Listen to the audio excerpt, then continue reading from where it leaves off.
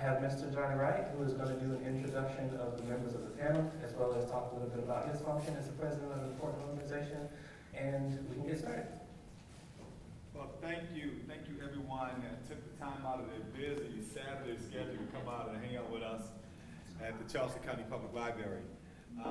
As always, let me thank my wife for putting up with me and allowing me to always be very available. Fred Lincoln, which is one of our board members, told my wife that she's the only friend I have. So I thank her. Charleston County Public Library and staff, I want to thank you all for the great opportunity this is for us to have an opportunity to collaborate and use our taxpayers' facility. I want to thank our commission and board members that are present, and if you would, please raise your hand, board members and commission for the African American Historical Settlement Commission. Thank you all. You are the hardest working people, and you keep me in order. I appreciate you. I think this building is a beautiful state-of-the-art building. I think we all can agree to that. I think somehow or another, when that referendum was passed, this building, this design got a boost, and I don't mean like a little Facebook boost. It got a real boost. Somehow or another, our design and 40,000 square foot facility is a little better than what I anticipated some of those other ones being. So let's we should certainly take advantage of it. The African American Historical Settlement Commission, our mission is to preserve and protect the settlement communities.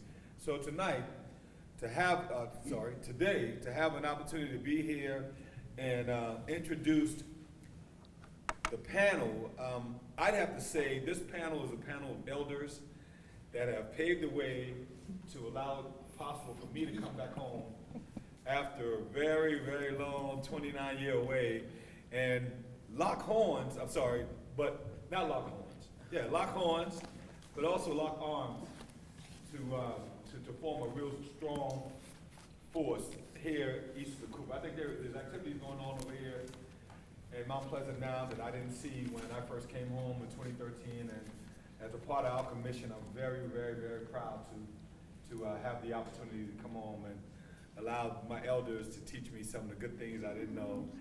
Ed don't like for me to call him the elder, but he is. It is what it is. So without further ado, I want to start from the far end. Mr. Tim Askews is from the 10 Mile community. Reverend Charles Singleton from the 10 Mile community. Ed Lee from Remers Point. I don't scan the village. I only know Remers Point. But Mr. Philip Habersham from the Philip. Richard Habersham. Mr. Shell German from the Old Village. Ms. Jeanette Lee from the 7 Mile community.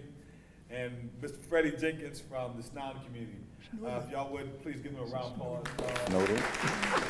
Give yourself a round of applause for taking the time out to be out here with us. Huge. Thank you so much. Some people say hunger. I have could you just explain that? Yes. You know, this map is a map that you'll see. It's on our webpage, and it was done by Clemson. And what it does, it shows the areas that you see in orange or blue, shows what the settlement communities were back when they originally formed during the time right after Reconstruction. But then if you look really closely, like for example here, see this shaded area would have been the shaded area of Remers Point, if I'm geographically correct. But the darker portion of it shows what's left of Remers Point.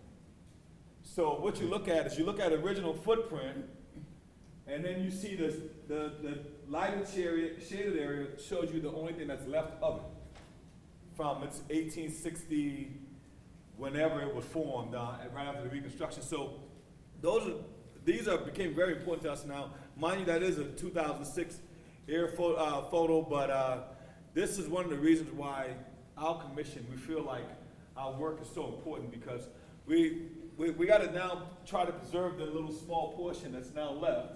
And that's the case in all these communities. So if you look at them, you see the shaded colors on the map, they represent the respective communities. So, Snowden is huge. and Snowden being very, very, very huge. And what we want to do is we want to keep it huge as best we can. So, so kind of give you an idea of some of the work that we're doing and the way we're looking at these communities. And then than the way we're looking at them now as it relates to how we preserve and how we protect them. So, you know, the challenges are few, but we're here fighting for them. So, thank you again for being here and giving us this opportunity to hear more about the settlement communities. Right? And if you, I think we're gonna get right on into the discussion. And did we have questions that we were gonna take from the audience, or we had, Let's let everybody introduce themselves and tell a little bit about it. Thank you for putting me on the spot, Pat. I'm Freddie Jenkins. I'm the president. Use the microphone.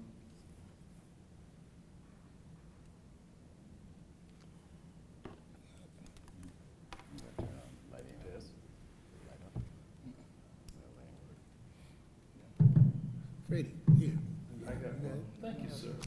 Yeah, I'm Freddie Jenkins from the Snowden community. I'm the president of that community. And Snowden is kind of a unique area. It sits off by itself. It's a very quaint African-American community. It's being bombarded by developers who want to come into the community and, of course, take over the community.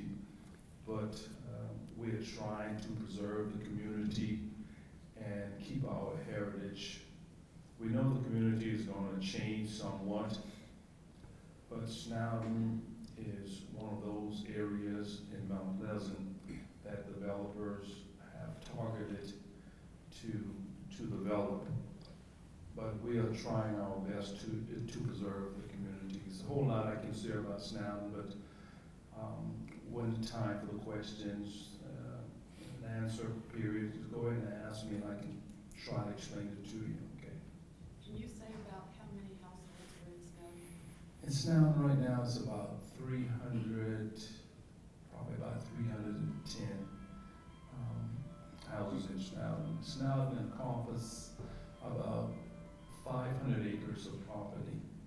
I think Boone Hall is just a little larger than Snowden, but that's a lot of development if developers can get in there. Snowden is located off of Long Point Road, where the State Port Authority is located. It's this big blue area here, and the blue area is what was originally Snowden, and the darker blue in the middle is what's left. Snowden is it's not usually it was down from State Port Authority all the way to Boone Hall. That's where Snowden used to be, but somehow it's not that anymore. Anyone got any questions you want to ask me? Okay. My name is Jeanette Gilliard Lee, and I'm from the 7 Mile community, which is right off of Boone Hall Plantation, and it consists of Cooksfield Corner and what we call the Hamlin Beach area. And my mother was born on Boone Hall Plantation and all her siblings.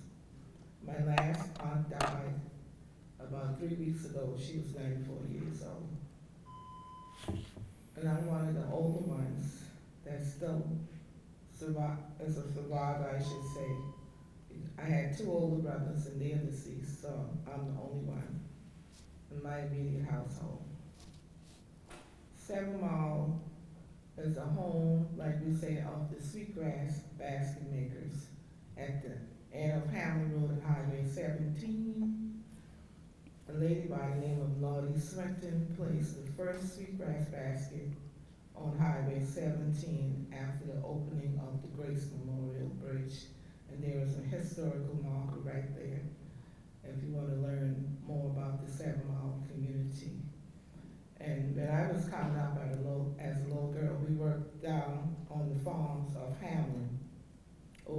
Hamlin Farm, which go all the way down to the water, and also Pushy Bluff. We call it Black Whale when we were children coming up. Now it's Pushy Bluff. And most of the people in the area work on on Hamlin Farm. The Hamlin's house is located right behind our house in the 7 Mile area. But now most of the children is living on the farm in that area. Any more questions? Yes. Yes, ma'am. Back when, after Reconstruction and the settlement community was being established, what was it 10 acres that they were selling at for? Most people got 10 acres. My great-grandparents got 19 acres because my grandmother cooked at Boone Hall Plantation and lived there for over 55 years. And she died in 1936. So those 10 acres, what were they selling for back? About 50 cents an acre. Wow. And Hamlin Road also split our property on both sides of the highway that goes all the way down to Jane Moore School. And most of the people from Jane Moore School back up to Highway 17, all my relatives, because we on both sides of the Thought of highway. getting all those We never got paid for it. I never thought of getting all those statistics. That's good though. And I have here today with me my cousin, Francis Graddick, retired policeman from the state of New York. He always wanted to get back home before my mother died, but unfortunately he did not make it. He and his wife, they are here with me today. And he is my first cousin, but he's also being known as my nephew because he calls my mama his big mama. His mama raised his brother after the death of her mother. His father was only 2.5 years old.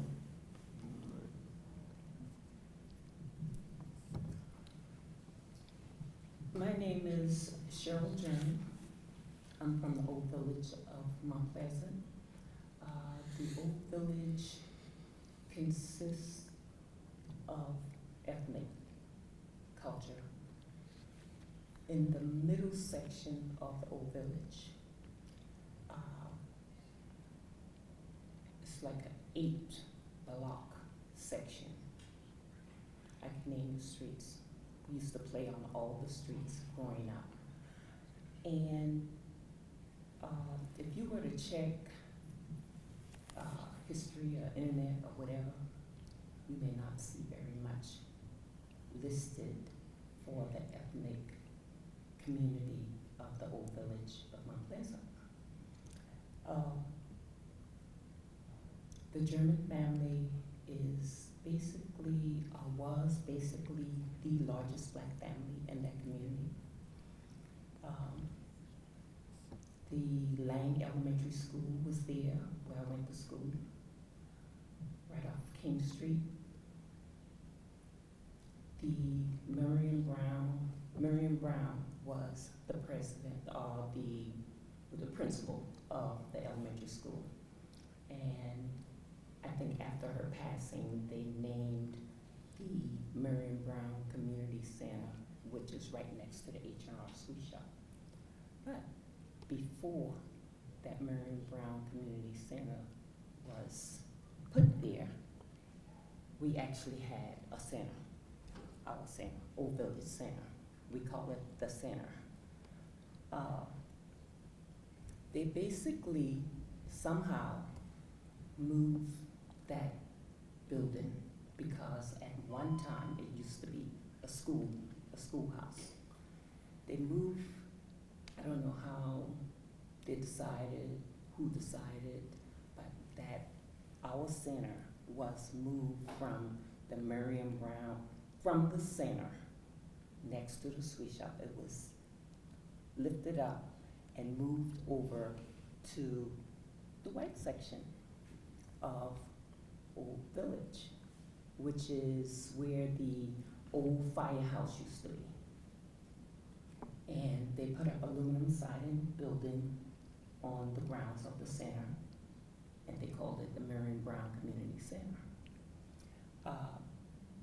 within our community, there's H&R Sweet Shop, and most of you may know about it. That is the oldest oldest black business, one family. Next year will be 75 years that they've been in existence. And that was kind of like a center, right next to the center that we went to, because, you know, Pat Johnson, Harriet Johnson, you could go there, and of course it was a place where kids could go to buy their candy, their, you know, little foods and stuff like that, and even cooked food, best hamburger in town. And then it was like a nightclub. But right now, we're in the midst of getting it recognized a little bit more because of 75 years. You know, do you know of a black business that has been in existence, one family, for 75 years, anywhere in the U.S.? The Old Village Community Association formed in 1995, and what we've done is brought the community together to serve the people of within that 8 blocks, because to a point, I think we were being left behind. You know, it goes back through history that we were overlooked, or the education level wasn't, you know, to the point where our information wasn't available, made easily available to us as it was to, you know, to Caucasians or whatever in the community. And we tried to serve the purpose of providing information, gathering information so that we can better serve our community and our neighbors. The Old Village Community Association was non-existent for a little while, and we came back into existence, and we're gathering members and the neighbors to come back together to become more aware, because gentrification is strong in the Old Village area. Those 8 blocks that the black families had in that community is gentrification. You know, my family home is there, and there's a nice big $1 million house right next door to it. And it's all throughout those 8 blocks of our community. So, you know, it's a lot. I'll wait to hear questions about the community, because it is a lot that you have to weigh towards, you know, towards the neighbors, the family in that community versus the government regulations, laws, or whatever that was passed way back then that went against ethnic people. So I'll wait for questions. Thank you. My name is Richard Habersham. I'm the president of the Phillips Community Association. Phillip got established back in 1600 as a plantation. And the first plantation owner was the Fenwicks. It was the first owner of the Phillip plantation. They had the Hicks, the Rutledge. Have y'all ever heard of John Rutledge and Edward Rutledge? That's their birthplace, the Phillip plantation. That's the first plantation that the Rutledge had owned. Then came the Hallbacks. In 1875, that's when the concept came about to establish, to go from a plantation to a community, and that's when they came about to subdivide the properties. In 1878, that's when, like, my great-great-grandfather and that group bought properties from the Phillip plantation and started the Phillips community. And I'll give you some of the names of the people who started. You had the Gatys, the Turneaus, the Myers, the Green, the Capers, the Brown, the Rouse, Rainey, Smalls, Scott, Smith, Gallen, Buno, Fyall, and they had two female property owners, and that was unusual. Two female that bought properties in the Phillips community, and the name escapes me at this moment, but they had a family and they bought properties in the community, and back then they had this thing they called Society Hall, the Phillips Community Society. Like you heard before, that the county didn't do much for these areas, but the elderly, the men folks was the head of everything, and what they did, they made sure that if somebody was sick, the Society Hall took care of it. If somebody needed help, the Society Hall did this. Even when at the end of the planting season, the road system, those men got together, fixed the road, cut the bushes or whatever, and did that. Not the county, but at Society Hall, folks were doing it. And at the end of that, what they had this thing called, the community get together, a potluck dinner, where everybody in the community came in. And I'll tell you a little more about that later, but all this was done through that Society Hall. In Phillip, as I know, they said he had 3 Society Hall. If y'all haven't been to Phillip, if you come out and see where we have now community center site, we bought the property, that area was where the first Society Hall was at.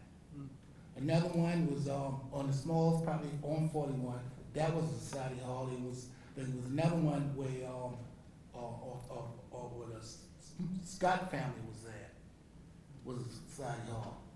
And really, they call it a Society Hall, but really was more like the community center. That way they had the meetings, that way they got together and say, well, who in need? They raised money.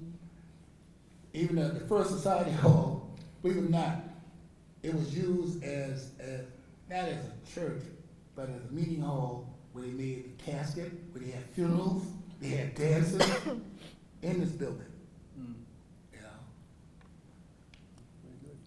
Yeah. Yeah, I found out a lot of stuff. A lot of stuff I found out in the last 10, 15 years. Look, in Phillip all my life, didn't know all this was going on. But all this happened right here in Phillip. Today, the Phillip Community Association, we took up some of the things that was happening back then. Like we have a family day. Everybody think that we started it, but we didn't. Like I stated earlier, those folks who had the community society, they really started it. It stopped for a while, but we just picked up. Everybody said, the good job we're doing, but it's not that we invented. It's from the elderly folks who came before us. And today we got the Phillip was 550 acres when we first started. From people selling property and everything, and they went into the town. I think we might be about 490 acres, 450 now. But it's still, the footprint of Phillip is still there. And when my great-great-grandfather and they bought these properties, they bought it in, the largest lot was 35 acres. And the small, they had the largest lot. Next came the Scott and the Turner. The Turner had 25 lots. Scott had 20, and you had the Rousey had 20, Myers had 20. But these lots went, and the smallest lot was 8.5 acres. And they went for $10 an acre. Now, it seemed like a little bit of money, but you have to realize, 13 years after slavery, when you could come up with $350 cash money to buy this property, that was a whole lot. That was a lot of money back then. And if you come in Phillip right now, and I could take you through, most of those original residents who bought property, the family is still there. The lots have broken up smaller because the family, the family subdivided, but the property footprint is still there. You can come down, Hampshire Road or Alvin Brown Road, and you know who lives where, or Joe Glover Road, the family is still there. And this is the last thing I'm saying, our biggest concern by holding on to property right now is taxes and trying to be forced into the town of Mount Pleasant when we don't want to. And, and some of y'all may say that may be a good thing, but you have to look at it like we're looking at it. If you go into the town, you have to look at the impact fees that you got to pay. $15,000 for impact, water and sewer, the permits and all that, it's, your own property is gonna be unsustainable, and plus it'll be unaffordable to develop your own property. So, that's why we're still in the county, and that's why, most of the people still have their property, because they can afford to develop their property now as is. Thank you. Good evening. My name is Ed Lee, and I'm from Remley's Point, or the Scanlonville area. For you folks that trying to figure out where that is, when you come down the Ravenel Bridge into Mount Pleasant, that's the property immediately to the left. You might see the waterfront park under the bridge. All of that was Scanlonville. I got to look back at this map because Scanlonville was originally 600 acres, and that would be that red area down to the left. I'm not sure if that's correct. I might have to talk to Clemson about that. That looked like 600 acres. But anyway, Mr. Scanlon bought the property after the slaves were freed in 1868. He paid $6,000 for the entire 600 acres, which is about the going price, $10 an acre. Today, the property is divided into half-acre lots. In 1868, it was home lots and farming lots. The farming lots were 800 feet deep. The home lots were 100 by 200, just a little bit short of a half acre. To give some context to that, that was $10 an acre back then. Now a lot is selling for $200,000 a lot. So you can do the math. It's about 1,200 lots in there at $200,000 if it was still intact. So that's where we are today. Unfortunately, we don't. A lot of the properties escaped from us, and that's a whole different story. When Mr. Scanlon bought the property, they formed the Charleston Land Company. And what freed slaves could do, they could come over and they could join the Charleston Land Company for $10, and they would get a lot, and you'd have to participate in the farming. And also the Charleston Land Company took care of home issues. If you had home disputes, marital disputes, health care issues, all of that, they handle that as part of the club. The club, Mr. Scanlon, I think his health started to fail in the 1920s or 1918, somewhere around there. But the Charleston Land Company fell on hard times right around 1922, which and you might wonder why I remember that. I remember that because it's kind of interesting. The East Coast Pacific Club, which I'm the president of, started in 1968. My parents started, and well, that group of folks, I shouldn't say my parents, but that generation. And that was exactly 100 years after the Charleston Land Company started. And what's interesting is we're coming up on 2022. I just want to make sure we're still around after 2022. So I'll be happy to answer any questions about Scanlonville. The interesting thing about, I think, all of these communities were born out of necessity. So they had their own little integral economic system in the community, healthcare system. They grew their own food. They had their own entertainment. Some of the folks in here I can see, I recognize some of them may remember Riverside Beach and White's Paradise, where you could go see Duke Ellington, James Brown, all those. Somebody ever told me that Jerry Butler even performed on that. I don't remember that. I remember seeing James Brown though. But anyway, I'll be happy to answer any questions. Thank you.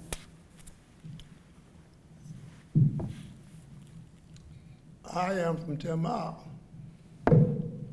Now, when they told me about saying something about 10 Mile, I didn't think that I had to do all the research these guys have done, because I had ample resource for doing research, got several retired librarians in the 10 Mile area. Now, I didn't know where that name came from, 10 Mile, till a few Saturdays ago, that I was told that this was a 10-mile plantation with about 150 slaves. And I guess when they freed the slaves, a group of people came down this area and they called it 10 Mile. That's the only thing I know how we got that name. I found out a couple Saturdays ago. We got that name 10 Miles. But at one time I said, well, it was a 2 mile. It was a 4 mile. It was a 6 mile. It was a 7 mile, 8 mile. It was a 10 mile. And so somebody just sectioned off these places and called these, and so we accepted the name. So I came out right in the middle almost of Hoover time, President Hoover. None of y'all remember that because you're not old enough. We heard of it. But it was a hard time. And most of the Hoover time I lived, I was about 8 or 9 when it was going out. But the 10 Mile area where I live in, that 10 Mile had 3 roads. Jasper Road, B.I. Road, and Chandler Road, and now we got a street. And all these roads had their little settlement. And really, although we was in this one community, we didn't know too much about the other community people that lived in it. Because I lived in Gadsden. I live on 20 acres of land. And that's what they got. But we didn't farm about maybe 10 or 15. My daddy farmed everything that he could think of. We planted rice. A lot of people say, you don't plant rice. Come on, man, I cut rice, beet rice. We planted corn, grits, and flour. We planted peanuts. We planted, y'all call it white potato now. We used to call it orange potato. We plant tomatoes, beans. We rented a portion of Philip shed property. We planted over there. We had several cows. A lot of people then had cows. You know, we had several cows. And we had pigs, hogs galore. Last I remember, we had 12 hogs that we would bitch about 6 of them every year around, you know, in December around Christmas time. And everybody in that community got a piece of that pork meat. Everybody. But someone told me now that it's not good for us, man. I'm 88 years old. I need pork all my life. You know? And we farm everything. Now, 10 Mile. I wondered about that name for many, many years until this the other day. 10 Mile Plantation. And that would run me really crazy when they told me that this library here was Mount Pleasant Wonder. How did Mount Pleasant get in there? They should have been telling me that, y'all. We got some people live in 10 Mile. 10 Mile is about 4 miles square. It's not a big community, but it's kind of tight community. We got people, business people.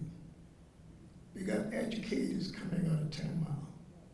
We got several outstanding people of that little community of 10 Mile. I never tried to find out how many families in 10 Mile, but each year we get in families. Right where I live now, they say there'll be about 99 people coming in that area. You know, but a lot of the property was owned by people that doesn't even live in that area. It was quick to get rid of it, you know. And so I 10 mile, 10 mile on and down. So we're 10 mile on and down in South Carolina and in Charleston County. But now I know how we got that name 10 Mile. Now, brother, I'm gonna do some research because I got the resource and I'm gonna find out all about 10 Mile like you guys, you know? But I want to tell you, I've been there all my life. I never wanted to leave any place else. I went to service for 4 years and went to college for 5 years, but 10 Mile is where I want to live because it was a place that where everybody was kind of cool and calm. One building there for worship, Greater Zion AME Church, and everybody in 10 Mile was a member of that church. They're not there, but they was a member, and some of them was a member of that church, and you know, they still a member. So we had that, okay. Then we had a school, man named Gregory. Gregory was maybe the richest man in this area from Mount Pleasant. Gregory had a school in every community all the way to Georgetown County, these small schools. And we went to Gregory Elementary School. It's a big house on the highway, it's a yellow house. They call it the yellow house now, but we went to school first to 7th grade, right there, 3 classrooms. And from there we went to Lang High School in Mount Pleasant. But let me tell you what Gregory School, I don't care where you live, in 10 Mile community, you walk there. You walk there, and what place we call the terrace now. That was wooded area, and a lot of alligators in that area, and rattlesnakes. But now there's a lot of, families in that area. Sure, things have moved on. And I was here to see all that happen. Pretty soon, I think I'm 88 now, I'll be going, but right around where I live is gonna be a little town with all these houses. Right across the street, I don't know if they call that 10 Mile or not, but you got about 500 houses over there. And it's divided. You can get a house over there for 150,000, but right across the street, it costs 350,000. Right there, what you call that, something like that? Tupelo. And so 10 Mile, in a sense, is kind of growing that way. And like when we were coming up, there was hardly anybody in that area. This I'm gonna put right now, but in the Beehive area. Now, people that settled in the Beehive area, I was told, came from Cable's Island. And they came from Cable's Island to survive the great storm that was in, I believe, 1892 or something like that. And they thought that family was a white family and a picnic family. They thought that they all got lost, got drowned or something. And it must have been 20 years later, I was in Georgetown. And Georgetown had a paper. The Georgetown reporter said, I saw in the paper, they wondered what happened with people on Cable's Island. At that time, they don't have media like we have it now, so they said they thought it was lost. But it was my family people. My father was 3 years old when he came to Cable's Island. And when he told us all that they came to Cable's Island, we didn't believe him. But now I did, and so what we did. We had a family reunion. We rented 2 big boats. We went to Cable's Island. And there was a settlement. It's an old chimney there now, and there's graveyard and tombstone right there on Cable's Island. Those people were professional fishermen. That's all they did. For a long time, the people in 10 Mile lived. One thing what I like about it, that you could starve the people in 10 Mile. They would go and get all the mother fish you can think of. And all the wings. deer. They were getting rabbits. They would let nobody stop them. My daddy just plant everything, man. And cotton, ooh, Lord, I was glad when I saw cotton picking. Because we pick cotton on my leg, doesn't make me feel like that. But what I'm saying is that when these kids get on the highway, on the road now and say that they're homeless, that they're hungry, that didn't happen then, boy. You couldn't have been hungry. Because people plant everything. Didn't have to worry, but rice and grits. We had a corn mill in 10 miles. We had a place where you could grind your sweet cane into syrup. And my dad used to do that because we had corn flour, boy. I got up in the morning with corn pancakes and big bucket of syrup right there. So I'm just saying that how things change, and these young people now say they're hungry and all that. That didn't happen then. Because of a family, but they said they need some rice. If you had some, you send some over there. And I'm gonna quit now because my good buddy Pete, I remember when you were born. We just had everything in a little area.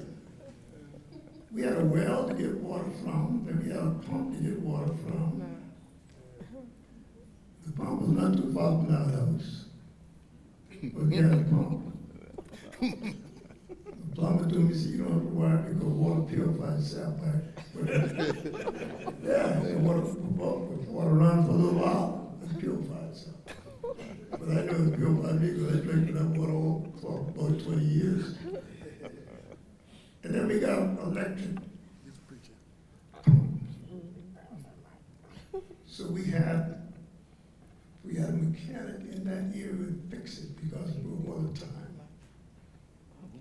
We had plumbers in that area, we had carpenters, we had bricklayers in that area. We had everything that we wanted. And we had dropped the ball. Everything. Mango plant, we had all the vegetables we want. Oh, I wish to be living in that community now, because we didn't want for nothing. We had tomatoes, so we thought people bought. Woo! Good afternoon. Chuck, my name is Tim Askew. Reverend Singleton, you took over most of mine. I'm 20 years older than you. But I'm going to talk about how we survived. I'm going to talk about how we survived. Yes. How those folks survived back during my time. Yes. Yes, we had farm. Everybody in the community planted. They had chicken. We had hogs, cows. But the most interesting thing in the 10 Mile community, 10 Mile community was a unique community. Yes, sir. We had a oyster factory Yes, sir. where the Henry Hudson, Yeah. he employed people. I think my mom worked for Henry Hudson. She shot oyster and he shipped it off. Mm-hmm. That was a business Yeah. in the community. We had the governor with he transported people, the ladies to Isles of Palm to go to work. Yes. We had Lucian Pinckney Yes. had a bus transport people to the Navy Yard to work. We had Cephas German, he was the oyster man. I mean, oyster and crab. Mm-hmm. Sell crab. We had Joe Brown was a builder. Joe Brown was a carpenter, bricklayer. And Joe Brown usually carried people on the farm to work. Joe Brown took a bus, cut it down, and make a truckload to pick up the medicine, the cucumber, and take it to the market. We had Mr. Pinckney was our mechanic in the community. These are all in the community.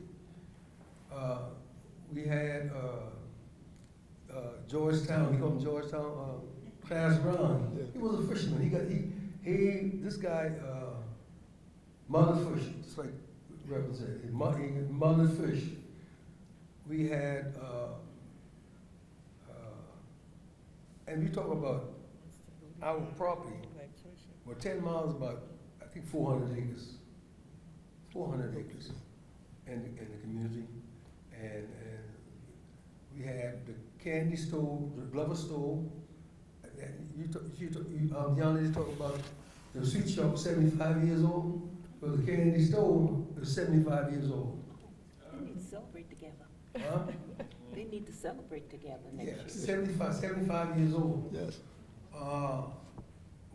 We had the gravy guy you talk about, we call him Jack Spies. He had a store he had a real big grocery store. And my daddy would buy rice, we buy 100 pounds of rice. Yeah. Rice lasts, 100 pounds of rice lasts us a month, 1 month. So, we had 8 kids to feed. Yeah. And we had a good community where we survived. Everybody survived. Everybody had a job. I don't know that anybody in that community that didn't have a job. That's right. All the ditches in 10 miles, you could stand up in the highway and look to the river. Yes. I remember that too. I mean, everything was clean. My grandmama used to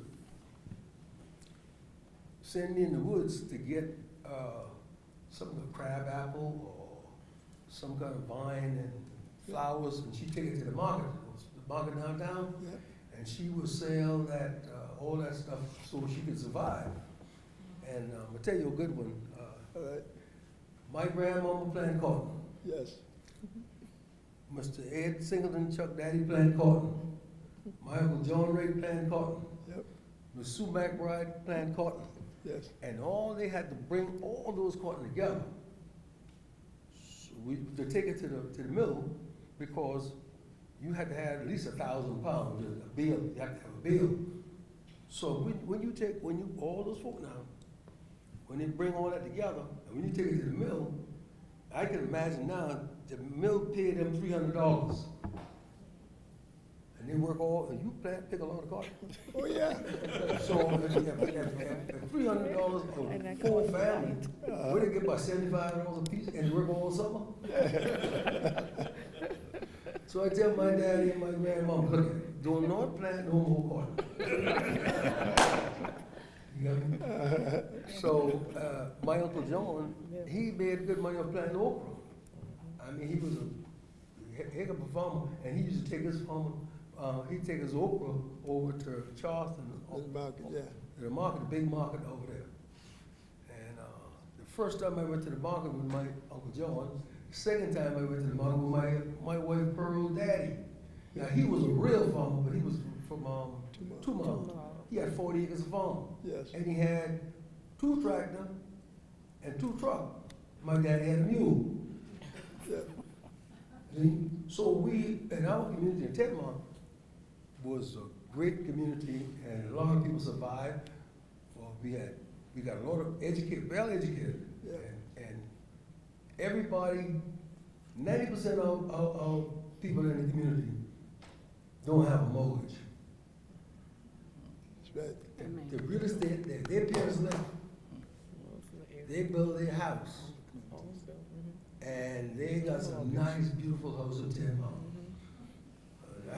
I'm proud of 10 Mile, and guess what? 10 Mile have a beautiful community center. Yes, sir. I meant to mention that, yeah. 10 Mile got, and a whole lot of people want to live in 10 Mile. Yep. 10 Mile is a community where everybody, they're pushing, Mount Pleasant want 10 Mile so bad they could taste it. Because we got waterfront property, Yep. beautiful property. All areas. And if anybody want to come to 10 Mile, you better come to me. That's all. Anybody want, any question? Mr. Ashley, what about Blue Moon? Can you talk about Blue Moon? Oh, yeah, we had, Go ahead, man. we had Blue Moon, we had Gladys, we had Sea Breeze, and we had Ocean View. Yep. The Brown family had Blue Moon. Gladys White had Gladys. Joe Brown had Sea Breeze, and I had the Ocean View.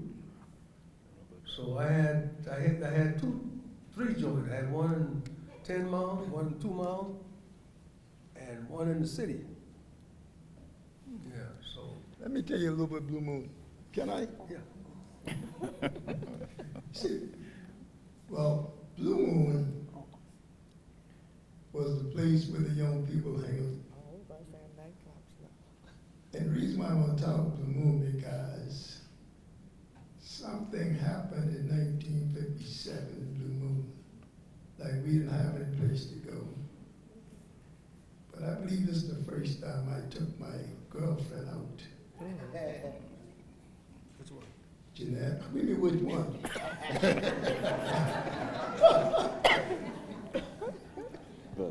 And we went to Blue Moon, but I had something, I had a surprise for her. We went to Blue Moon. We kind of waited till this was everybody left. You remember Lee Blakeney? He wouldn't leave. I want to give Jeanette this special package. I had my hand so big. And finally he left, and I grabbed Jeanette's hand from under the table, and I put a ring on her finger.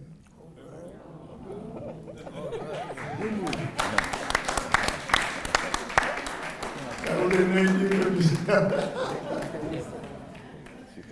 Yeah, but that was the place we went there with the youth to raise money for the church. To have a party and all that. But you know, you didn't mention your daddy's name. Your daddy was the water mechanic, was the pump mechanic. My daddy was a plumber. Yes. My daddy was the plumber for the community. Anybody need a bathroom? I don't know what year we had. I don't know what year, but these guys, old man Pritchard had a farm out there. Yeah, he didn't want us to be on the next question. Old man Pritchard had a farm on 17, and a lot of folk worked for Pritchard. And Pritchard and some guys got together and had a company. Want us to take one question? Who wants to stop? Stop. They want to Yes, ask this we've question. reached that point of the program where we want to take some questions from the audience. And the way we'll do it is, thank you so much, but we're getting close to that 4 o'clock mark. I definitely want to make sure that we can get some questions from you guys. We'll take one out in the audience. And I had Mr. asked you to interrupt you, but I want to make sure that we get some questions from the audience before we go over too far. Thank you guys so much for your stories. They mean so much to us. The way we'll do it is, if you have a question, just raise your hand. I'll try to take as many as I can before we get to that 4 o'clock mark. And anyone who wants to respond to the question can absolutely do so. You guys have this mic up here. I'll make sure this is on. Anybody want to start out with the round of questions? There's one.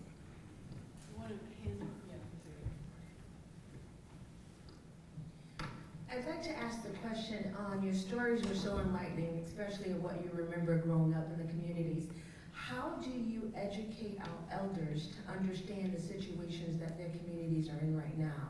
Not necessarily their children, but the elders that are still here in the community, so that their voices and their concerns are heard and brought to the forefront from you. And that can be to anyone on the panel.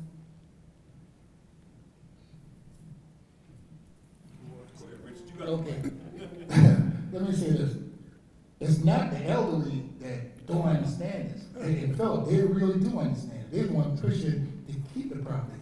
It's the people that own property that don't live in Philip, that don't live in the community.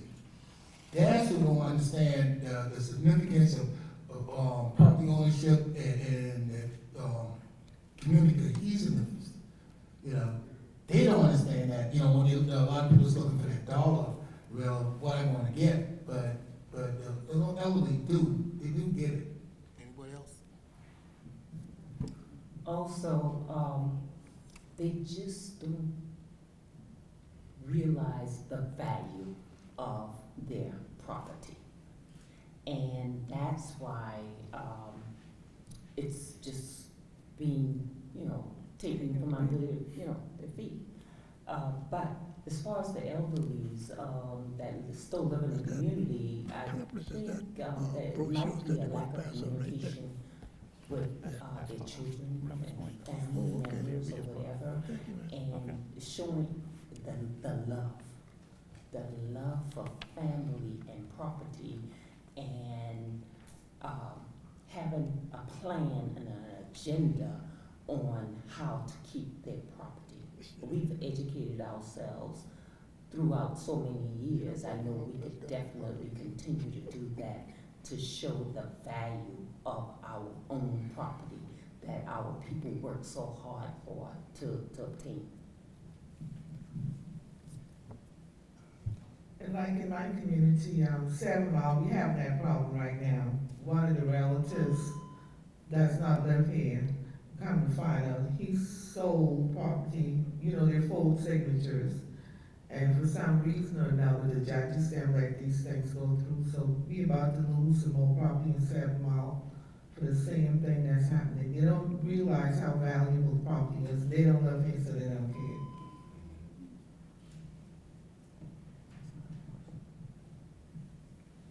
My question is to Habsham.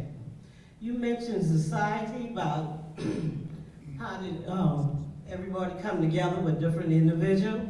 You didn't mention that in the area they had ladies that dressed in blue and white apron to go to different houses, because my grandmother did it, and a lot of older ladies in the neighborhood did it. Like you got a sick member, they take turn to go to each other's house to look after the person during the nighttime or in the daytime.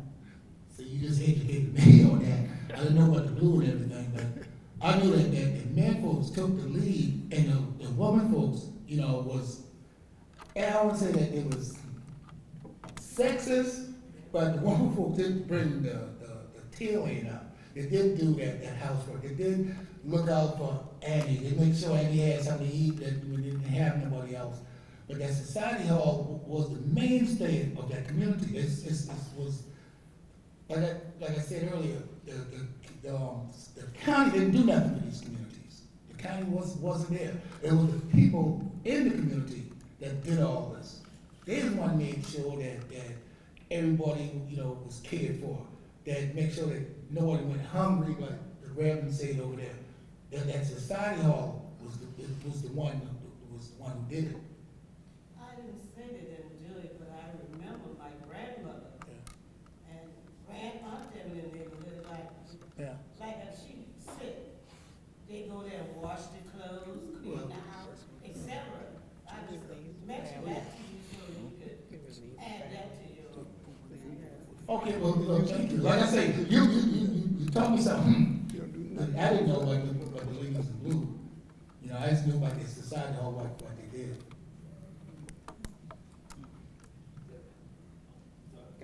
Oh, this question is also for Mr. Habersham. I heard that there was a transportation committee meeting at the town where there's discussion of widening Highway 41, and it would basically take more property from the Phillips community. Is there anything that someone like me or someone from outside can do to help in the effort to make sure that that doesn't happen? Because to me that sounds like a travesty of justice. Yes, it is. A lot of people don't know, Highway 41 came into existence in 1942. The original road went through Laurel Hill, went around Philip. That's the original road that went to Doonesville Park West and came back around. And in 42, they said they wanted to straighten the highway, and that's when they came through Philip. And that's right now you got property, people that own property on both sides. So people like you, when we have these committees, the meetings and everything, you can speak up and say, no, this is wrong. Because a lot of the property that's on 41 is Ed's property. And some people might can move, but a lot of people can't move. The property in Philip is more than just monetary. It's our livelihood, it's our way of life.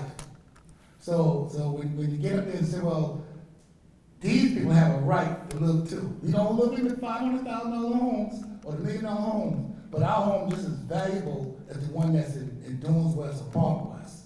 So If he let the people be that know that we have a right here, we was here first. We didn't come in afterward, and we're not looking to sell our property. We're looking for quality of life. I hope that answers your question.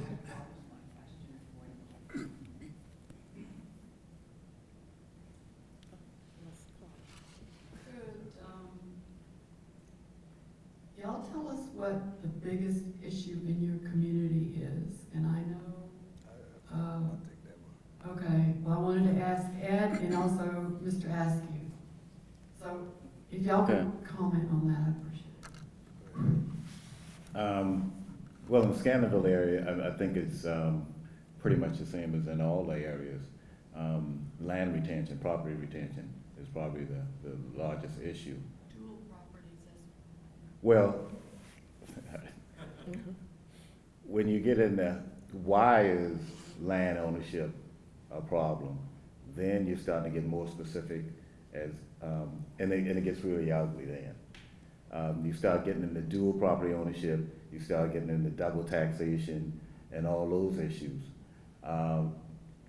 And once you mention that, then you have to say, well, how did that happen? How do two people own the same piece of property? And then you have to get into the Jim Crow era. Then you have to talk about, we had no rights which had to be recognized. So if you wanted to claim my property, you could. So right now, we've got that situation where we have dual ownership. County doesn't try to settle the dual ownership. The county just says, I'm gonna send both of you a tax bill. Right, so that's what we're working through right now. And you're gonna see that, not that particular scenario in all the communities, but all the communities, and I guess the general term would be gentrification. And everybody's heard that you hear it on TV all the time, and everybody's talking about gentrification. Well, when you get into specifics of gentrification, that's when it really gets ugly. So, I mean, dual taxation, dual ownership, people doing quick claim deeds for property that they don't own, and then selling it to an entity that they own that entity, and by the end of the day, it's a warranty deed instead of a quick claim deed. All of those things take place, and those are just some of the mechanisms that people use, and it all comes under gentrification. Okay, the problem I see in not only 10 Mile and the settlement community, taxes on real estate. Mount Pleasant, if Mount Pleasant force you to join the town, and you have to buy water and sewage, the price of water and sewage, the price of impact fee. There's settlement, the folk in the settlement community, the jobs. So I'm 75, I'm almost 75. Now, if a 75-year-old man or woman work all their life, their pension might be $1,000 a month. Oh, I talk about black people. $1,500 the max, maybe $2,000 the max. Now here your tax, your real estate tax don't match your salary. See, that's a serious problem. So that's forced to the people to sell their property because they can't afford it. You got people 75 years old, got a house. They had a house a long time. They can't afford to repair the house. So, like perhaps you talk about the Highway 41, okay. Well, what you do is you take the property, but give the people a new house, brand new house, and some money. You talk about real estate, they don't understand how much, we don't know, and we don't know what real estate worth. We don't know our real estate worth. You know why we don't know? Because the zoning. A lot of people don't understand the zoning. You got some area, an acre property, you can put 4 houses on it. Some, you could put 6, 8 houses on it, 1 acre. The average black, they don't know that you could, if they sell a property for $100,000, that's a lot of money. But they can sell a lot, when they cut it up, sell a lot, but bring water and sewers, they sell for $150,000 a lot. So that's a serious problem. Thank you. Well, what you were saying, that I've had, well, I was confronted with that problem. I lived in 6 acres of land since 1943. And the only thing, in 63, they allowed me to put a house on. From there on, as far as they was concerned, that's a green space. I could not do anything with that property but pay tax, and I pay tax every year on that property. I could not put a mobile home on it, could not put nothing on it, because they say the property was landlocked. So pay tax all your life, and you can't do anything with that property because you say it's landlocked. And so, why is it landlocked? At the beginning, it was just a road, hard road, to go down there and farm it. Now they want 50 feet of road. And so you kind of block with other people's property as well. And I found one thing with property, people love their property. They won't even give you space for a road. So what you gonna do? Nothing. But that piece of property, pay tax, pay tax, pay tax. Every year. And the only thing you can do is live in that one house. I had a realtor to come on and divide my property into 3 pieces because I had 3 kids. The county said, no, that property is landlocked. I couldn't give a person lady to survey that property because of landlocked. And so there are another piece of property in that area of landlocked and people got rid of it. All right.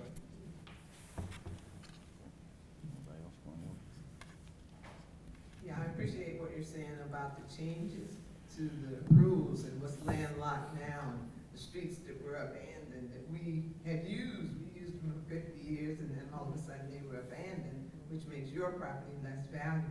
But one big question that I have for the Settlement Commission is whether or not there's anything you can do to assist with the vultures that impact our old people. Because but, so I know for sure, you know, but people call you, you could get 5 or 6 calls a day. You get visits to your home that are unexpected. I've had people pull up in a car, I had 4 men pull into my driveway in a car, get out, all 4 with phone cameras, all 4 of them taking pictures, and then they get back in the car and drive off without so much as a good morning. And my driveway is one of the 800 feet driveways that he's talking about. So they didn't just happen to be back there. You know, when you drive that far to the porch, well, say good morning, say good evening, say something. So if there's a way that we can approach our seniors to let them know, because if you're not paying attention, they got a plan of the whole community when they come to you. And they said, now tell me about Mr. Jeanette. Your son just got out of jail, didn't he? You know, they're using public records, and they're approaching our seniors, and they know everything about them. And I went to Civic Club, we've done a couple of things. We did have a class a couple of months ago to teach our young people how to help their seniors understand charlestoncounty.gov. At least our families ought to have access to the information that the vultures are using against us. So we'd like to do that, and we are having an empowerment seminar on July the 13th in conjunction with the Sweetgrass Basket Festival. So we're doing what we can, but as a group, maybe there's something that we can do, because the seniors are here. A lot of people are out of town, but the seniors are here, and they're knocking on the doors. And they find them. Thank you.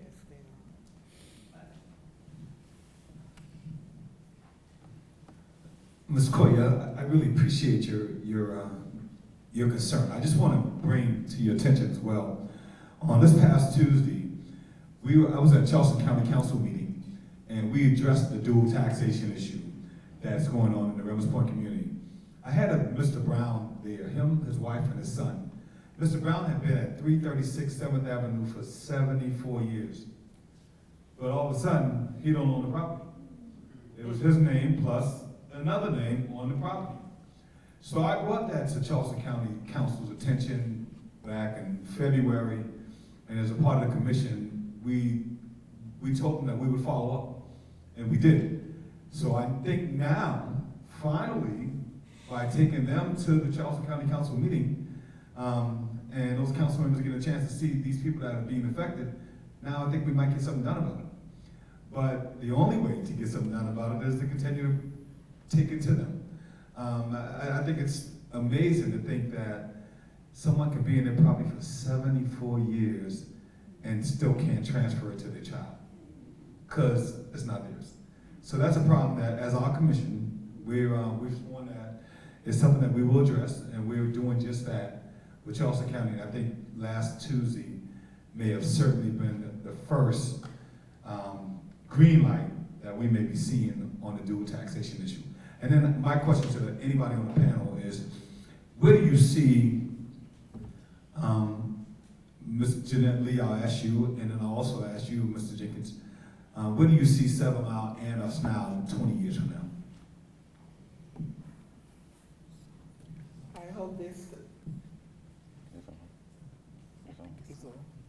there still be a 7 Mile community 20 years from now, because every day there's subdivisions constantly going up in our area. It's right behind me. I can hear the noise, you know, from the dumpsters and the big heavy machines coming in, because we just had an incident the other day on Old Georgetown Road with the Pinckney plantation that encircled us. When it rained, they went back there and messed with the Confederate ditch, and the Randolph was being flooded out because they bolted up, and they're closing up a lot of the drains and stuff too. So if the subdivisions don't stop, there won't be a 7 Mile community, because they're just encompassing us all around. And like I say, the people who are not here, they're the one that's selling the property. They learn, like Ms. Collins said, the vultures find out that they're heirs to the property, and they find them, okay, we'll stay there, and then offer them a little bit of money, and they think that's a lot of money, you know, and they cause problems for the other rest of heirs that's still on the property, because right now these people have to find a place to go, because they're about to lose the property that they've been on for years, since 1873. So if they don't stop with the subdivisions, there won't be a 7 Mile community left, because they're going on the water now, down on Hampton Beach. You know, we got some very beautiful homes down there that these young men built themselves. No contractor built those houses, they built it themselves. And they send me letters every day too for my house. Even my, they know what my house look like. They send me a picture and how much they gonna offer me. And no longer this morning, I said, please let me rest. This is Saturday, don't call me today.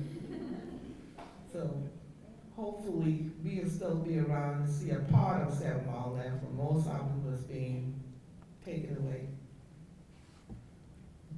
20 years from now, very good question. I always tell people this is not a need settlement community, it's not a black and white issue. It's a developer issue.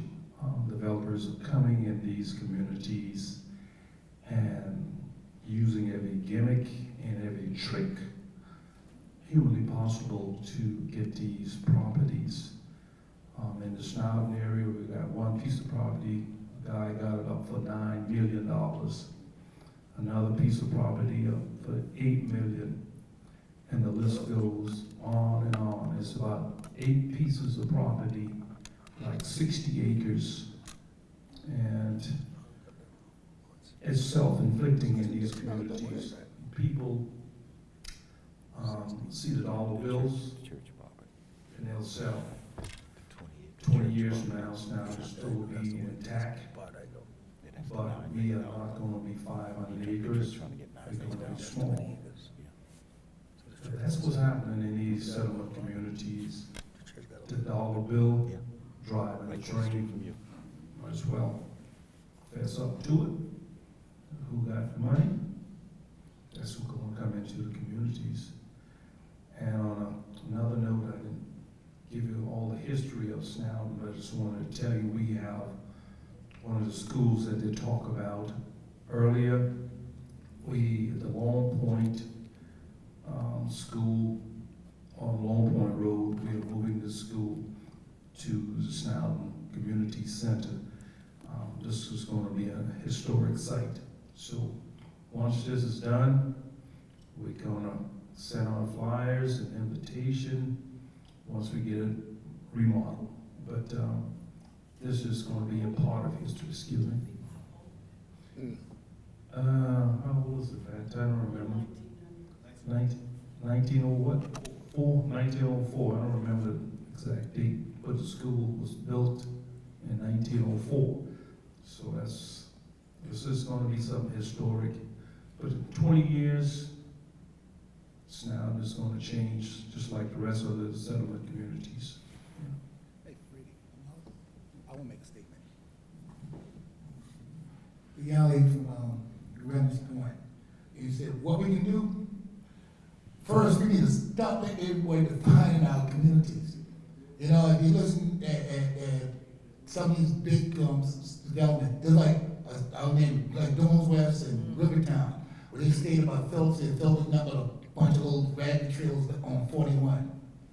It's not, it's somebody's home. It's valuable. We might not have the most expensive homes in the area, but we have valuable property, and we have a valuable community. I know when people to the left of me, behind me, to the right of me, I know this, but the young people think that they got to move away from where they was born and raised at to make it. We have to make the young people understand that your community is valuable, your community is worth something. So that's what we really have to do, get it in the young people's head so they wouldn't sell, they wouldn't go and live someplace else. Rivertown is nice, Doones West is nice. But go in there and ask those people, who's their neighbor to the left or right of them? Or how long have they been there? I'm fourth generation. I know everybody here been in their community. You know, they not the first generation to be there. They've been there a while. So that's what you gotta do. You have to get into the young people here that stay home. Get you a good job, stay home, and you can do the same thing as in those other communities, build the same home and everything else. You don't have to live in a subdivision.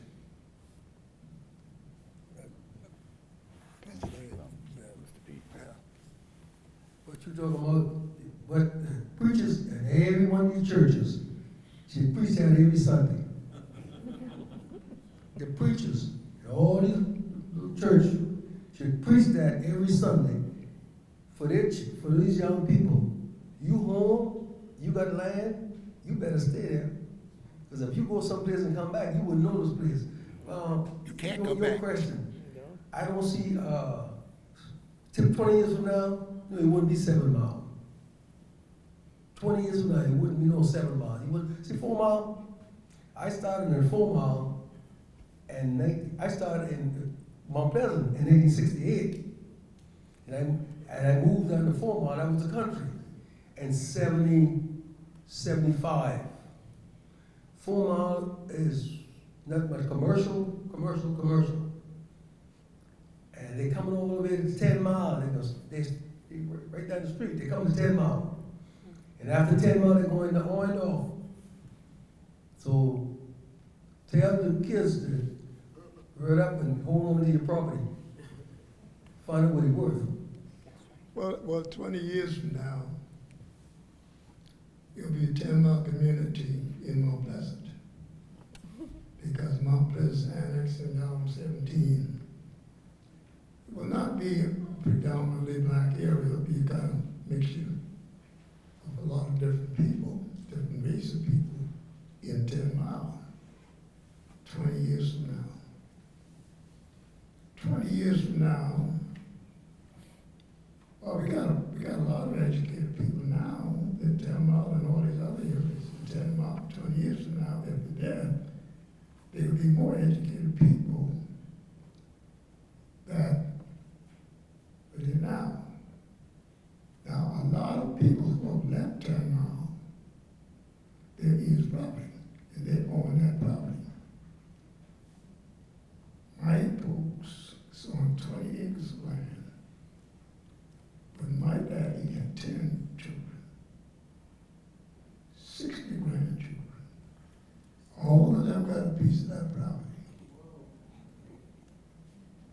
And the thing about it is not that easy to purchase a piece of that property because of the years.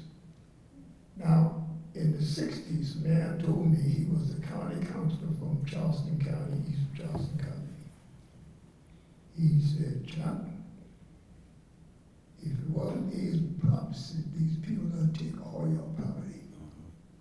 So you just can't get it that easy because of his property. Okay? And there's some people on our property now want their piece. That's all they want. I don't know why they're interested in getting their piece. But in order to get their piece, all those other people have to sign off. So it's not that easy now to get his property. And most of the property around where I live is property. You can tell my mother it's his property. So I'm just kind of bringing that up to you because it's not that easy, because even though those people are not here, like there are three retired colonels and one retired captain in the Navy doesn't live here. But guess what? They send that tax money every year. So you think they could sell? No. So I just thought of bringing that up to anybody that wants to purchase a piece of property on Gaspar Road. They got this. That entire road all the way from Highway 17 down to the end of it, to the beginning of Atlantic Ocean's East property. Okay? I'd just like to add one thing to it. Years ago, I had the pleasure of serving on the commission for the developing the master plan for Mount Pleasant. And what they do is they will give you, as a panel, all kinds of statistics. You know, how many people live here, what's the makeup, what's the education, what's the income, how long you stay one place. And the one thing I remember was that most of the people in Mount Pleasant at that time, and this was years ago that we served on that board, had been here like 15 years or less. So that was back in the 90s. All right. Most of the people at that time, by the statistics, moved every 7 to 10 years. That was another statistic. And what happens is the laws and the ordinances will react to the statistics. So you're forming your plan based on what they gave you. And it makes sense. But in the settlement communities, it's just the opposite. Most of the people been there a lot longer than 15 years. I'm one of the youngest people in my neighborhood as far as length of time living there, and I've been there since the 50s. Most of the folks in my community can go back to the 1800s. So that's almost 200 families. So the ordinances act against them. Most of the people move 7 to 10 years. No, not in the settlement communities. They're gonna be there forever. The kids gonna be there, the grandkids, the great-grandkids. So we have to look at that too. And a lot of folks, I want you to realize that a lot of folks come in the community because now Scanlonville is on, if you go to the Mount Pleasant website, Scanlonville will pop up to the right-hand side, and it says something about the settlement communities. Well, so once that happened, people want to come into Scanlonville and they want to take tours, and I'm telling them, I said, you're not gonna see any great architectural feats in Scannonville. All I can do is I can tell you about the culture. The land means a lot to us, and I said we've had a lot of folks that came in here that did significant things for society. One that comes to mind is Mr. John Wrighton.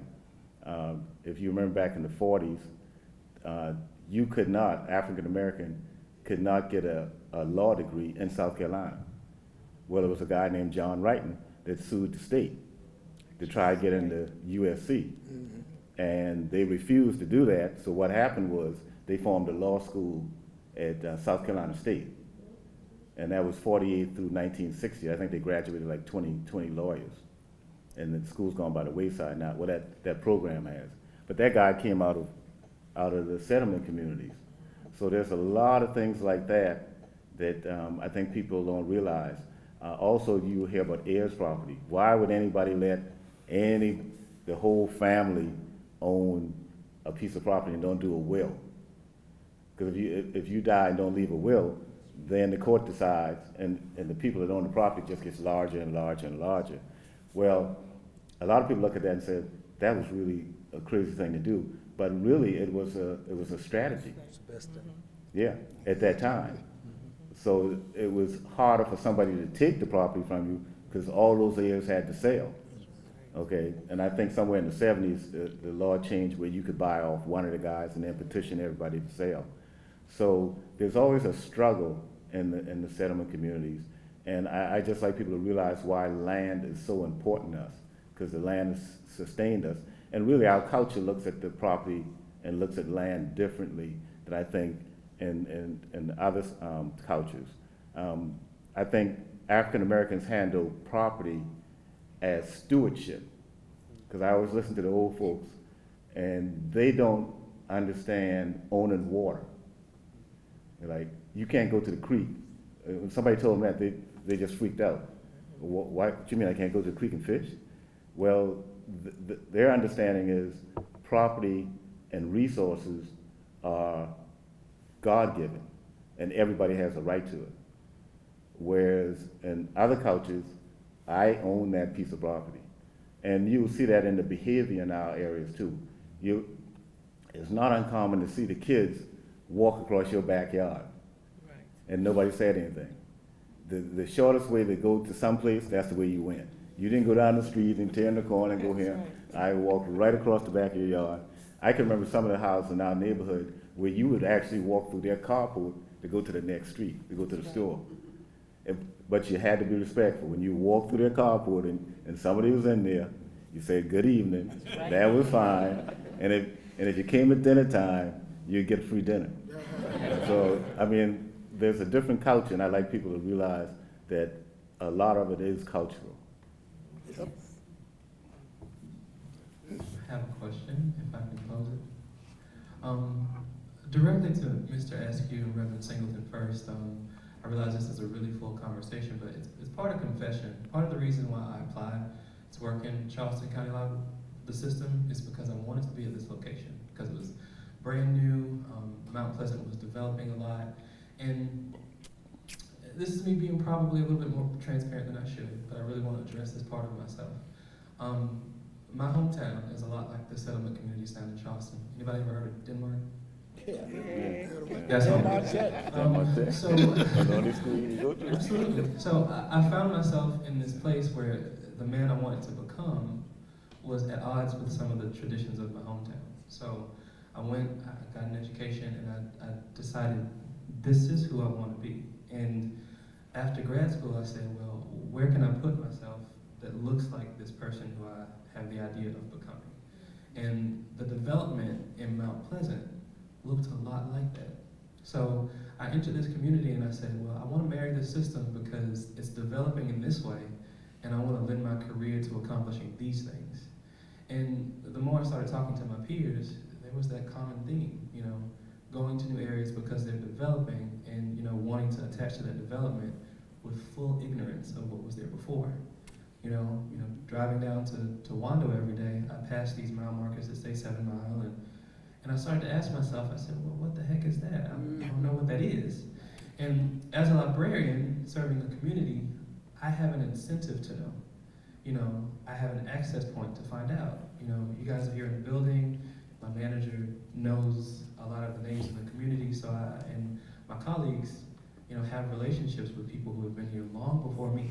But my question after that confession would then be, what would you say to someone like me who became willfully ignorant of some history because in order to become who they decided to be as a growing young person, you know, let go of a lot of traditions from their hometowns? Because, you know, a lot of the people who I talk to who are my age moving to Charleston, Rivertown is their goal. You know, Park West is their goal. You know, these new apartment buildings are their goal. You know, buildings like this are their goal. And we don't really know how to start those relationships with folks who were here way before us. So I'm asking for advice. What would you have me do? What would you have people who think like me do? Because I really don't know.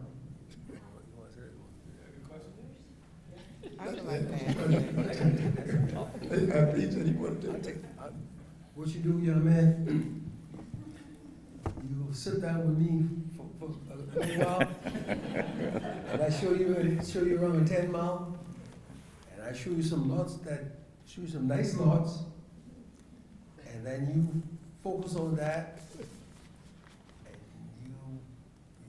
and I'll explain to you exactly how you can build your house. You single or you married? I'm single. You want to get married? Well, you can have a home in 10 Mile. You could. This is my son Craig. We get together and we'll stay in the right direction. Thank you. Well, let me. Well, young man, you know the thing about growing in knowledge and experience, it takes a while to do that. You might want to kind of observe what's going on, but now, you see, I got out of high school in 1950, and I went in the Air Force in 1950. And in the Air Force, all the bases have these huge gymnasium and libraries. Actually, in 1950, the school I went to, the library was a little room. But then here I see this huge library. And when I'm not messed around with basketball, I go to the library. And then in 1954, when they declared that the school could not be segregated anymore, I just know no black teachers going to teach in these schools. But I wanted to teach. I wanted to teach young black men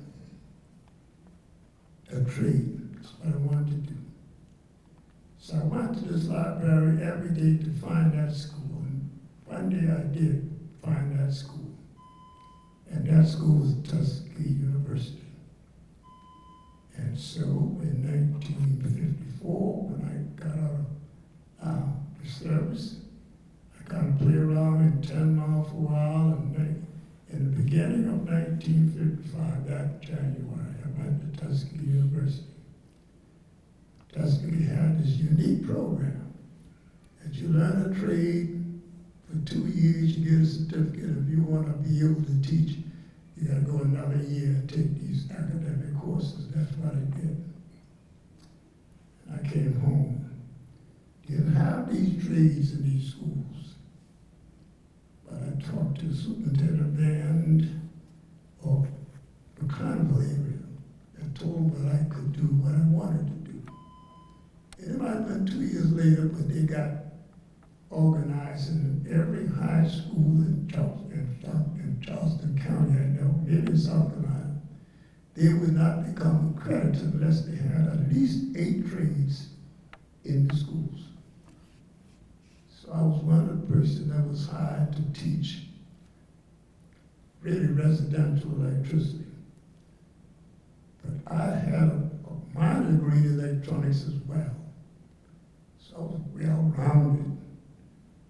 And so in 1970, I had 20 boys twice a day. That's how many children was in that McClellanville area to teach. Now, I knew how to teach, and I taught them. You know what? So discouraging. In 1995, I had 1 student. The boys were not there.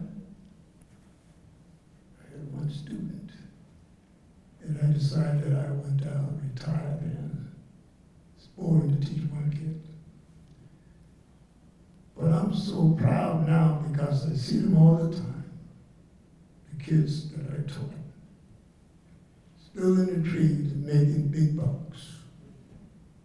Good electricians. Well, you know, it's so, they finally closed the trees, the Tier 9 program. I can never understand why they discontinued that program, because a lot of the children weren't going to college. So here's what Charleston County does. They create, what is school in Charleston? It was technical schools. Trident? No, that's my school. Garrett, yeah. At first, Garrett High was created to attract people that want to be engineers and didn't want to go to college 4 years, whatever. But then after they did that, they found out that those kids that want to be engineers, they weren't going to any school that doesn't have a football team. And that's the truth. And so what they did, they said, well, we'll make it a kind of a trade school. And they start taking the kids from the public schools together. And finally, they closed those schools. That was the worst thing that they could have done. And I would have worked there for 40 years to teach boys because I enjoy teaching boys.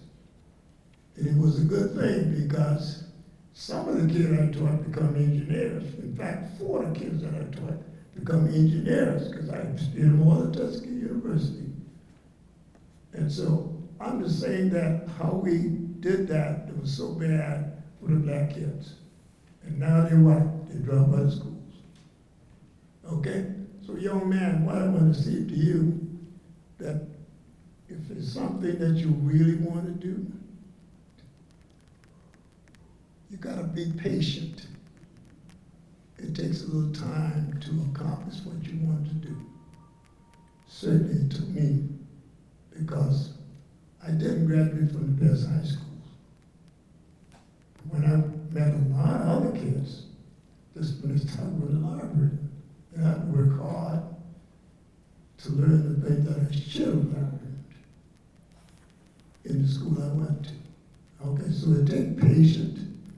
I don't know what high school you went to, but you got the schools now far better, you know, for the children now. People want to die over closing Lincoln High School to wonder. But they didn't realize how much that would have been so good for those kids, because one had so much more to offer. All right? So you have patience, whatever you want to do, and work at it. Don't think about the money you will make right now, Doc. Just work at it because that'll come. Thank you. I just wanted to say something. I just want to say, my name is Victoria Gilliard. I'm 92 years old. All right. Yes, sir. My father died when I was 12 years old, and I did not have the opportunity to go on. We had a little school on the side of Greater Zion Church. That's my church. It had 2 rooms, had 4 windows.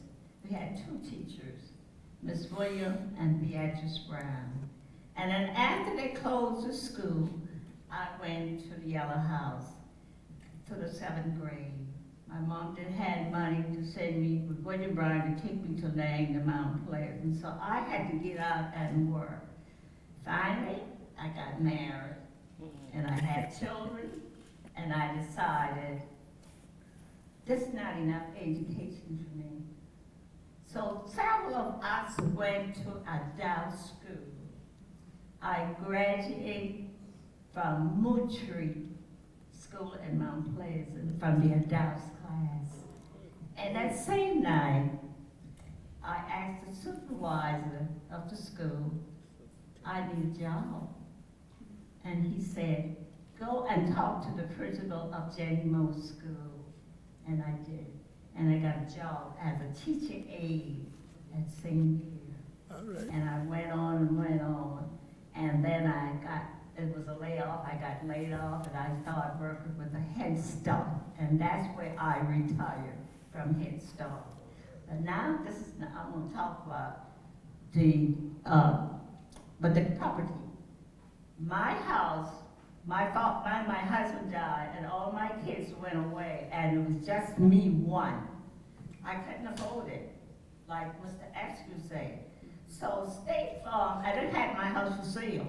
State Farm came and said he wanted to buy my house.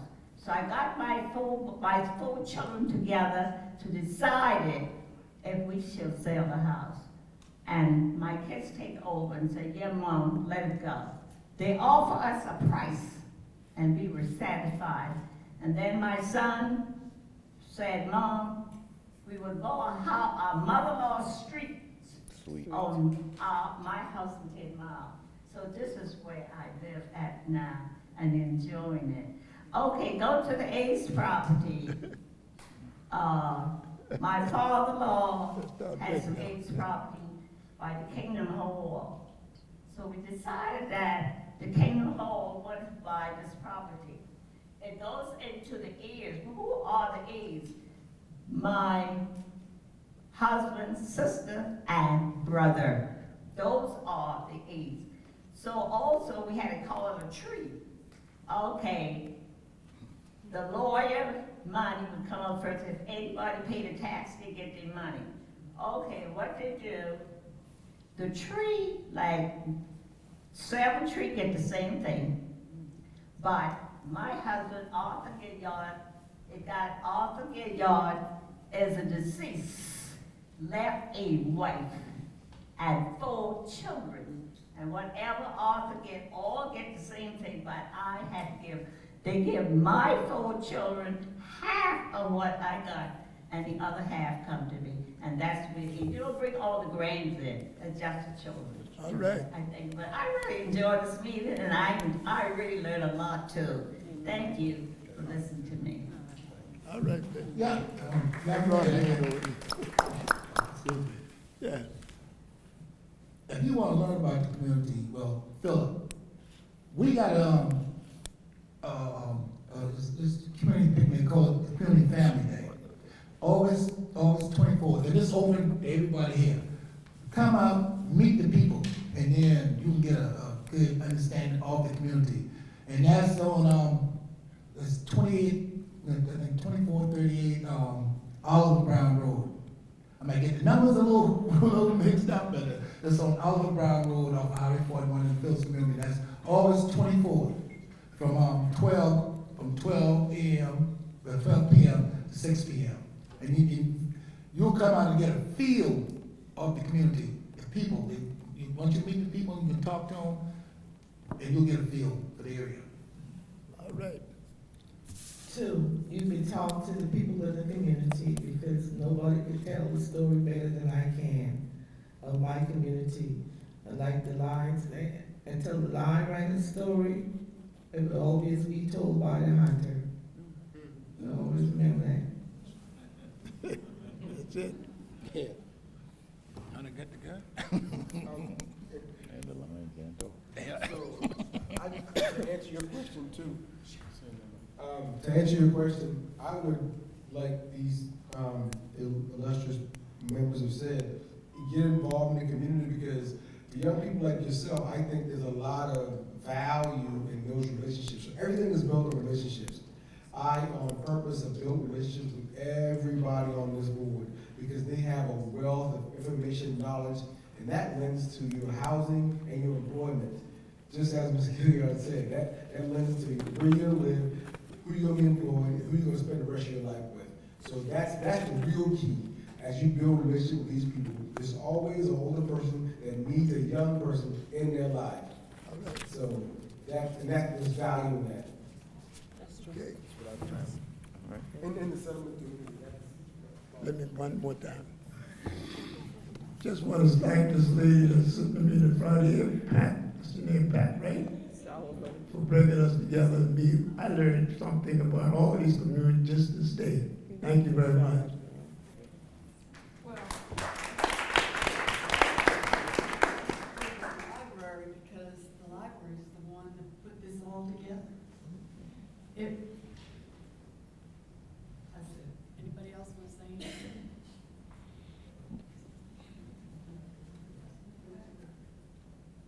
Well, are there any more questions? Do you have a question?